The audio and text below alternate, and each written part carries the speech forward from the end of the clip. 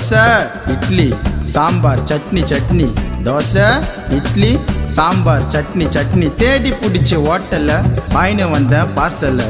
நல்ல ஹோட்டலு தெரியலை, வாங்கினு வந்தது சரியில்லை.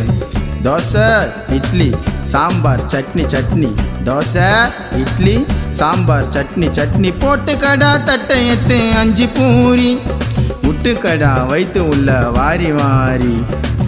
தோசை இட்லி சாம்பார் சட்னி.